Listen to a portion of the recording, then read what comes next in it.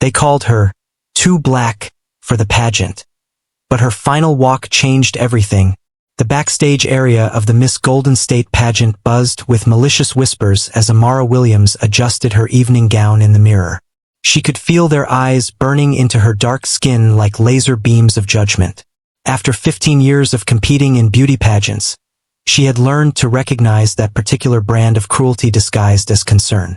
"I just don't understand why she keeps trying," Chelsea Morrison whispered loud enough for Amara to hear, her blonde hair catching the harsh fluorescent lights.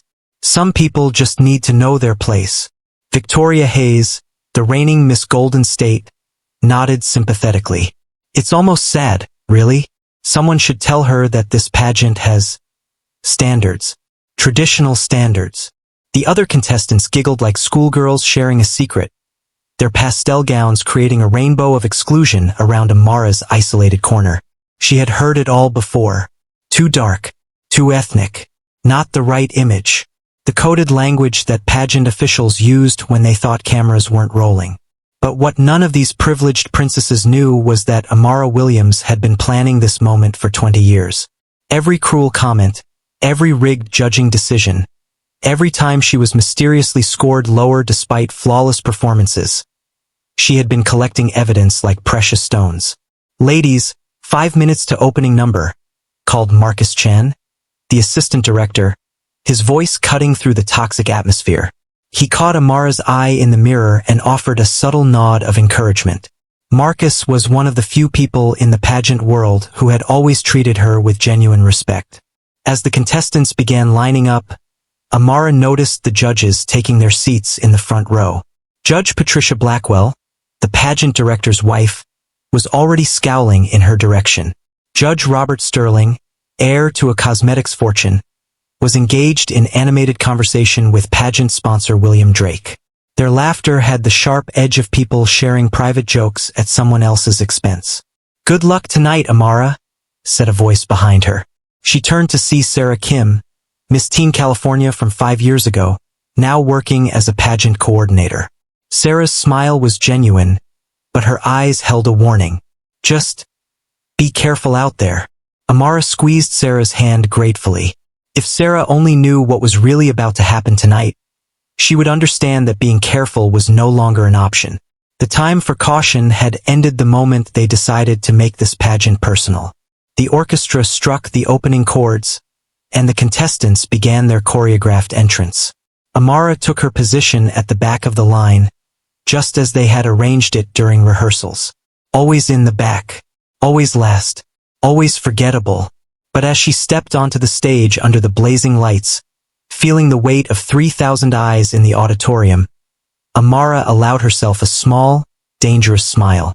The audience saw a beautiful black woman in a stunning evening gown, competing against impossible odds in a system designed to exclude her.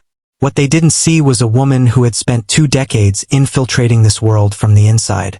A woman who had built relationships, gathered intelligence, and positioned herself perfectly for this one night of reckoning. To all our friends watching, we're on a mission to reach our first 1,000 subscribers. Your one click can bring us closer. If you enjoy stories like this, subscribing helps us keep going and share even more powerful ones. Now, back to our story, because what happened next changed everything. The host, renowned television personality James Wellington, began his opening monologue about beauty, grace, and the American dream. His words felt hollow as they echoed through the auditorium, but Amara knew that, by the end of the evening, this pageant would finally live up to its promises about fairness and opportunity. As the opening number concluded and the contestants took their positions for the first round of judging, Amara caught sight of someone in the VIP section who made her heart skip a beat. Detective Maria Vasquez sat quietly in the 3rd row, her presence completely unremarkable to everyone except Amara. The investigation was already underway. Tonight, justice would finally take the stage, and the Miss Golden State pageant would never be the same again. The evening gown competition had just concluded when James Wellington stepped forward with an unusual announcement that made several judges shift uncomfortably in their seats.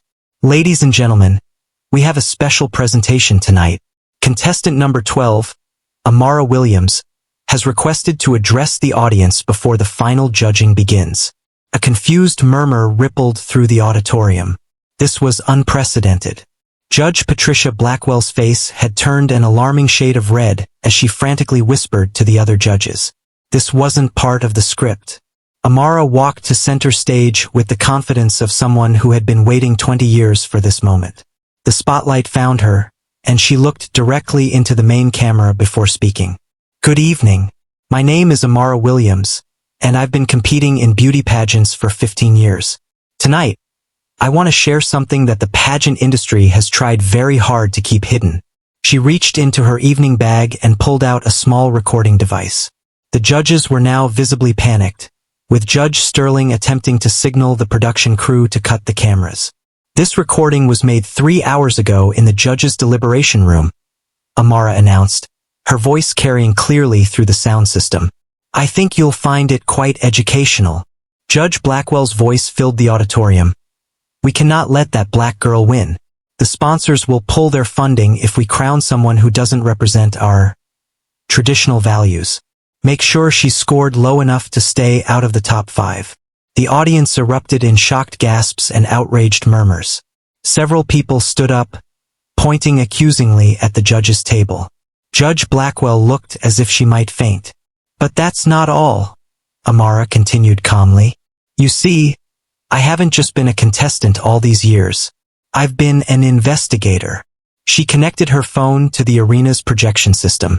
Financial documents appeared on the giant screens flanking the stage. Bank transfers, falsified score sheets, and email correspondence filled the displays. For the past decade, this pageant has been systematically excluding qualified contestants based on race while embezzling millions in sponsorship money and charitable donations. Detective Vasquez was now standing, showing her badge to arena security. Several other plainclothes officers positioned themselves near the exits as the full scope of Amara's investigation became clear. Judge Robert Sterling, Amara said, pointing directly at him. You've taken $2.3 million in bribes from contestants' families over the past 8 years. Judge Patricia Blackwell, you've been skimming money from the scholarship fund that was supposed to help disadvantaged young women enter pageants. The projection screen now showed a detailed organizational chart connecting pageant officials to cosmetics companies, modeling agencies, and political donors. It was a web of corruption that went far beyond simple prejudice. What none of you realized, Amara continued, is that I'm not just a contestant who refused to give up. I'm an investigative journalist who spent 5 years undercover, and a former FBI analyst who specialized in financial crimes. The revelation hit the audience like a thunderbolt. James Wellington, the host, stood frozen with his microphone, unsure whether to continue the show or call for security. Judge Sterling attempted to leave his seat, but Detective Vasquez was already there with handcuffs. Judge Sterling, you're under arrest for wire fraud, money laundering, and violation of civil rights. This is a setup, Judge Blackwell screamed, pointing at Amara. She's lying. She's trying to destroy this pageant because she's a sore loser. Amara smiled with deadly calm. Actually, Patricia, I'm trying to save this pageant by removing the cancer that's been destroying it from the inside. She turned back to the audience, many of whom were now on their feet, cheering and applauding.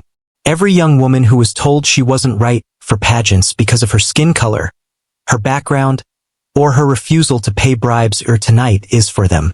The arena erupted in sustained applause as the reality of what they were witnessing sank in. This wasn't just a pageant anymore.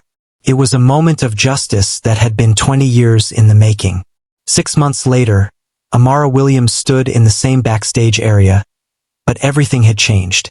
The Miss Golden State pageant had been completely restructured under new management, with transparent judging and genuine diversity initiatives. The walls that once echoed with cruel whispers now buzzed with excitement and mutual support among contestants of every background.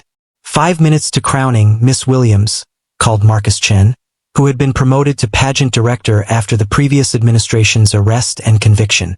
His smile was radiant as he watched Amara adjust her winner's crown one final time. The investigation had uncovered a corruption network spanning 12 states and involving over 30 pageant officials. Judge Sterling received 8 years in federal prison for fraud and civil rights violations. Judge Blackwell's sentence of 6 years had become a landmark case in prosecuting systemic discrimination in competitive events. But the real victory wasn't the prison sentences or the $15 million in recovered funds that had been redirected to actual scholarships for deserving young women. The real victory was standing right there in the backstage area. Sarah Kim approached with a tablet showing social media metrics. Amara, your documentary about the investigation just hit 5 million views. Netflix wants to discuss a feature film deal. Amara laughed, remembering the terrified young woman who had once competed in these same halls, absorbing insults and discrimination while secretly building a case for justice. Tell them I'm interested, but only if we can ensure that the profits go toward pageant reform nationwide. You know, Sarah said thoughtfully, when you first told me your real plan that night 6 months ago, I thought you were crazy. Taking down an entire industry from the inside? It seemed impossible. The impossible part wasn't taking them down, Amara replied, checking her makeup one final time. The impossible part was staying silent for 20 years while they destroyed so many dreams.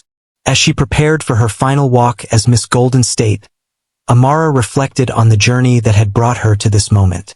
Every cruel comment had strengthened her resolve. Every rigged competition had provided more evidence. Every moment of doubt had been overcome by the knowledge that she was fighting for something bigger than herself.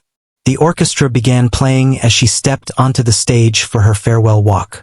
The audience rose to their feet in thunderous applause, but this time it wasn't just for her beauty or her grace. It was for her courage to fight a system that seemed impossible to beat. In the VIP section, she spotted Detective Vasquez, now a close friend, sitting next to a group of young women who had received scholarships from the reformed pageant system. These girls represented every background, every skin tone, every dream that had been previously excluded from these stages. As Amara reached the center of the stage and turned to face the audience one final time as their queen, she thought about the 20-year-old girl who had first been told she was too black for pageants. That girl had channeled her pain into purpose, her anger into action, and her exclusion into a mission to ensure no one else would face the same discrimination. The crown on her head was beautiful, but it was just a symbol. The real prize was the knowledge that the next generation of young women would compete on a level playing field, judged by their talents and character rather than the color of their skin or the size of their bank accounts. Her final walk wasn't just the end of her reign. It was the beginning of a new era of true beauty, authentic grace, and genuine equality in the pageant world. Sometimes the most powerful way to change a system isn't to tear it down from the outside, but to transform it completely from within. As the curtain fell on her extraordinary journey, Amara Williams smiled with the satisfaction of someone who had turned personal pain into universal progress. They had called her too black for their pageant, but in the end, she had made their pageant worthy of everyone. If this story moved you, don't forget to hit that subscribe button. We're building a community where every voice matters.